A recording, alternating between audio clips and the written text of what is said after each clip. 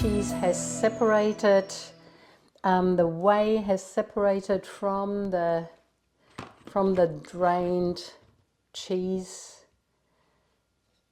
what do I call it, from the cheese mass, and I gently take it out of the pot. It's still quite soft, and I salt it from all sides.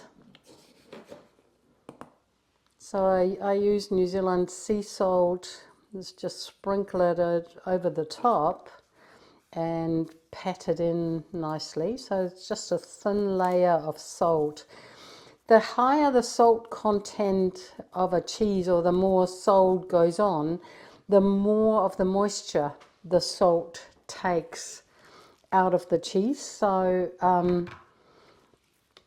I'll give the right quantities to what the quantity of cheese is. So I'll put some salt in my hand, and I'm just rolling the side of the cheese in that salt, patting it all on, and it's still a fairly soft, malleable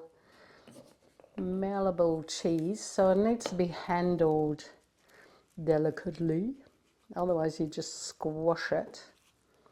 So salt goes on all around, and I can feel it where it starts being salty again when I come to that right time. And you can see already sort of it could easily crack. And this is the side that hasn't had any salt. That was the former upper side, and that will go down in the shape now. So also pat that upside. It goes back into the cheese shape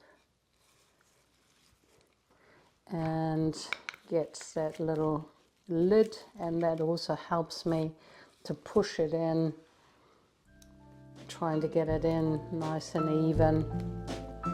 And it's in there now the other way around, and can drain some more. And the same thing will happen to the other one.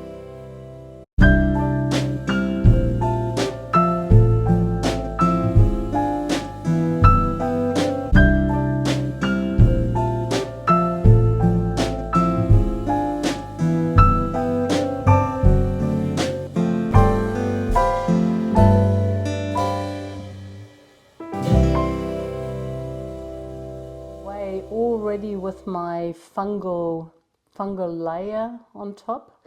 This whey has no, it's full of life. I can wash my hands in it and basically disinfect my hands. I can wash greasy dishes with that, and it also takes the greasiness off. It's full of enzymes. But what I do, I put this whey in a jar in the fridge, and I use it to activate the wheat for my chicken. I use whey instead of water for my bread making, for my sourdough bread, and it just gives an extra boost. I could also boil this whey, and in boiling this whey, and it takes quite a while, in boiling this whey it'll flock out another protein that is still in this whey, and it will make a ricotta cheese. So the little specks of protein, the little specks of white that flock out of the boiled whey, I can ladle them off with a slotted spoon, and that is ricotta cheese. But that's a whole other process. I love all aspects of cheese making. And one aspect, I can't say I hate it or don't like it, but just to be aware that there is just an endless amount of washing up.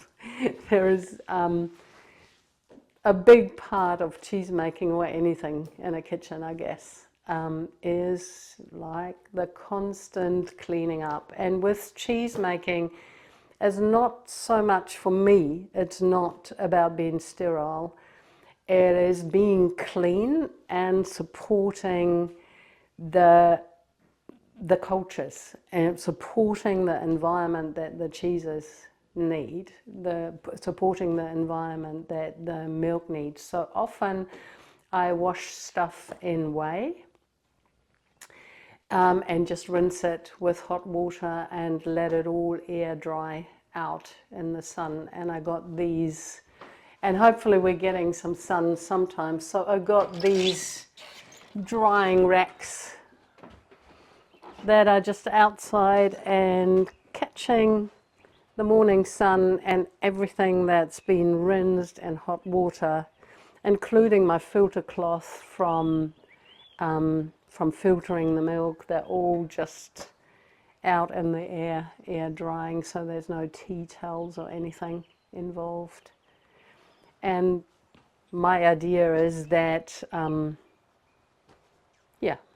that the organisms that might still be on the things are the ones that I need for my next cheese making.